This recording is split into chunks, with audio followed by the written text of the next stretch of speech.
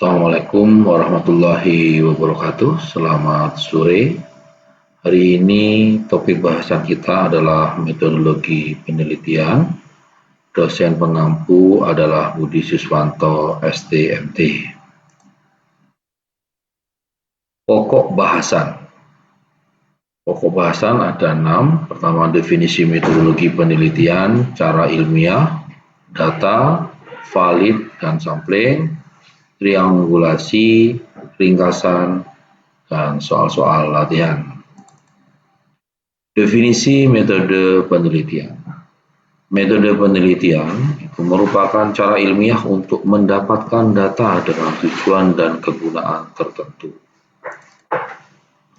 Cara ilmiah itu berarti seluruh kegiatan penelitian itu didasarkan pada ciri-ciri keilmuan. Ciri-ciri keilmuan yaitu pertama harus adalah rasional, empiris, dan sistematis. Cara ilmiah seperti yang disampaikan tadi, rasional berarti seluruh kegiatan penelitian yang dilakukan dengan cara-cara yang masuk akal sehingga terjangkau oleh penalaran manusia. Dalam konteks cara ilmiah dalam konteks empiris adalah cara-cara yang dilakukan dapat diamati oleh indera manusia sehingga orang lain dapat mengamati dan mengetahui cara-cara yang digunakan. Cara ilmiah dalam konteks sistematis itu berarti apa? Seluruh proses yang digunakan dalam penelitian menggunakan langkah-langkah tertentu yang bersifat logis. Data dan valid. Data yang diperoleh melalui penelitian harus dipastikan adalah data empiris, teramati yang mempunyai kriteria tertentu, yaitu dipastikan data harus valid. Pertanyaannya, apakah valid itu? Valid itu harus menunjukkan derajat ketepatan antara data yang sesungguhnya terjadi pada objek dengan data yang dapat dikumpulkan oleh peneliti. Tujuan penelitian. Tujuan penelitian ini ada tiga utama, yaitu berkenaan dengan tujuan penelitian yang berkenaan dengan penemuan, tujuan penelitian dalam konteks pembuktian, dan tujuan penelitian dalam konteks pengembangan.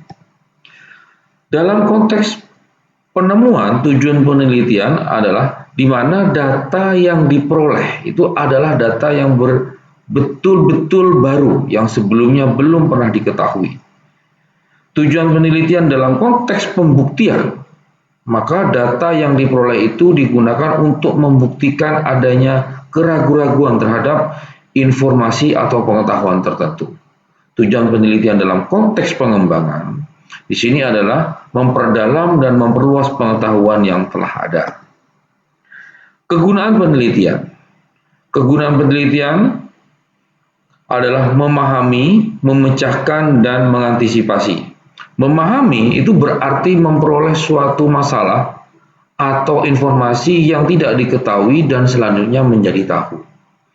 Kegunaan dalam konteks memecahkan berarti kegunaan penelitian ini meminimalkan atau menghilangkan masalah. Kegunaan penelitian dalam konteks mengantisipasi berarti mengupayakan. Jadi penelitian ini mengupayakan agar masalah tidak terjadi.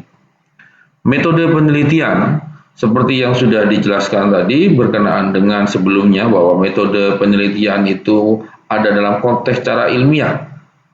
Acara ilmiah seperti yang dijelaskan sebelumnya berkenaan dengan rasional, empiris, dan sistematis. Berkenaan dengan data, tentu valid data yang valid itu merupakan sebuah keharusan di dalam metode penelitian. Di mana tujuan penelitian ini mempunyai tujuan tertentu dan kegunaan tertentu. Tujuan tertentu itu penemuan data, pembuktian data, pengembangan. Dan kegunaan tertentu adalah memahami masalah, memecahkan masalah, mengantisipasi masalah. Teknik sampling. Jadi teknik sampling di sini ada probability sampling. Yang kedua adalah non-probability sampling. Berkenaan dengan probability sampling itu ada simple random sampling, ada proportional stratified random sampling. Nanti berkenaan dengan contoh-contoh dan tugas nanti akan dijelaskan pada pertemuan secara offline ya. Yang ketiga juga berkenaan dengan disproportionate stratified random sampling, area atau cluster sampling. Yang non-probability sampling itu yang pertama berkenaan dengan systematic sampling, quota sampling, incidental sampling, purposive sampling, sampling jenuh, snowball sampling. Terus teknik, di sini ada teknik pengumpulan data. Jadi macam teknik pengumpulan data sudah dipastikan ya, dan ini harus dipahami. Ada 3 poin sebetulnya berkenaan dengan observasi, interview, dan dokumen. Dan ini juga ada triangulasi gabungan, jadi dalam gabungan dalam konteks observasi, interview, dan dokumen. Penelitian kualitatif, prinsip itu harus menggunakan pendekatan induktif. Tipe atau format adalah deskriptif kualitatif, cara menjauhi statistik, mendekati makna, mendekati ketajaman analisis logis. Model adalah induktif. Penelitian tanpa hipotesis. Hipotesis itu adalah jawaban sementara yang akan diuji berdasarkan data yang diperoleh. Hanya dibuat jika yang dipermasalahkan menunjukkan hubungan antara dua variabel atau lebih. Hubungan yang diperkirakan secara logis di antara dua atau lebih variabel yang diungkapkan dalam bentuk pernyataan yang dapat diuji. Jawaban untuk satu variabel yang sifatnya deskriptif tidak perlu dihipotesiskan. Penelitian kualitatif, penelitian eksploratif yang jawabannya masih dicari, sukar diduga, tentu juga sukar ditebak apa saja, atau bahkan tidak mungkin dihipotesiskan. Pengujian hipotesis penelitian kualitatif dengan menggunakan analisis kasus negatif, negative case analysis. Validitas, objektivitas, dan reliabilitas. Validity terdiri dari internal validity, external validity. Objektivitas berkenaan dengan derajat kesepakatan atau interpersonal agreement antar banyak orang terhadap suatu data. Reliabilitas terdiri dari bersifat majemuk atau ganda, dinamis, selalu berubah, tidak ada yang konsisten dan berulang seperti semula. Validitas seperti yang disampaikan tadi adalah berkenaan dengan descriptive validity, terus interpretative validity, theoretical validity, evaluate validity, generalized ability. Validity yang sudah dijelaskan tadi itu jadi refers the question of what whether ya, whether or not. Jadi berkenaan dengan pertanyaan-pertanyaan apakah alat yang diukur itu bagaimana terhadap fenomena-fenomena yang terjadi itu adalah benar. Berkenaan dengan kehandalan seperti yang disampaikan tadi, apabila alat ukur ini secara replikasi berulang-ulang dilakukan pengukuran dengan fenomena yang sama, maka konsisten hasil yang diperoleh baik dari penelitian yang satu, penelitian yang berikutnya, dan selanjutnya harus konsisten di situ. Itu adalah dalam konteks kehandalan.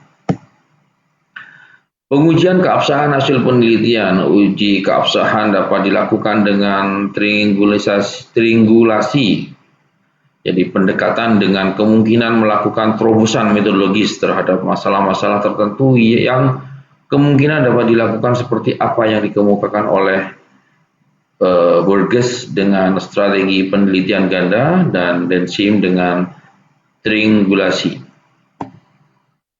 Triangulasi itu berkenaan dengan kombinasi dan membandingkan dari data-data sumber data yang multiple, juga bagaimana mekanisme tentang pengumpulan data, juga bagaimana prosedur analisis, berkenaan dengan metode riset, dan atau berkenaan dengan hal-hal yang terjadi di dalam studi. Triangulasi itu juga digunakan untuk data triangulation, jadi teori triangulation dan methodological triangulation. Kuantitatif dan kualitatif riset. Jadi qual research result itu convergence, complementary, dan divergent. Ringkasan, jadi bab ini telah membahas tentang satu, definisi metode penelitian, dua, tujuan penelitian, tiga, kegunaan penelitian, empat, hipotesis, lima, sampling, enam, validitas dan reliabilitas, tujuh, uji keabsahan dan triangulasi. Soal-soal latihan nanti mahasiswa nanti akan diberikan soal berkenaan dengan definisi metode penelitian, tujuan penelitian, kegunaan penelitian, hipotesis, sampling, validitas, dan reliabilitas. 7 yang berkenaan dengan uji keabsahan, dan yang terakhir berkenaan dengan triangulasi. Biografi saya ini nama adalah Budi Suswanto STMT, lahir pada tanggal 3 Mei 1974, dan saat ini menjadi dosen di Departemen Teknik Industri Universitas Kiai Haji Bahaudin Motahari Madura, Indonesia. Master kami alumnus di sekolah dulu di Institut Teknologi Surabaya dan selesai pada tahun 2002, dan saat ini sedang menjadi mahasiswa pasca di bidang ilmu manajemen dan sekaligus sebagai wakil rektor 1 di bidang akademik di Universitas Bahaudin Motahari Madura. Pernah pengalaman kerja, pernah menjadi konsultan di maintenance department dan production perencanaan di Indonesia Sumbawa Barat di PT Newmont Tambang Emas di Batu Hijau. Selanjutnya juga pernah mengikuti conference internasional, jadi numerous international journal yang sudah dipublikasi dan yang ber-ISBN di bidang manajemen. Orchid ID seperti yang telah disampaikan di sini. Nah, itulah biografi saya dan pemaparan tentang metodologi penelitian, dan sekali lagi berkenaan dengan contoh-contoh penjelasan mendalam selanjutnya kita lakukan pada pertemuan-pertemuan perkuliahan. Setelah di akhir kata saya ucapkan terima kasih atas pertemuan dalam konteks metodologi penelitian hari ini. Terima kasih, sekali lagi saya ucapkan terima kasih. Saya akhiri, Assalamualaikum warahmatullahi wabarakatuh. Selamat sore.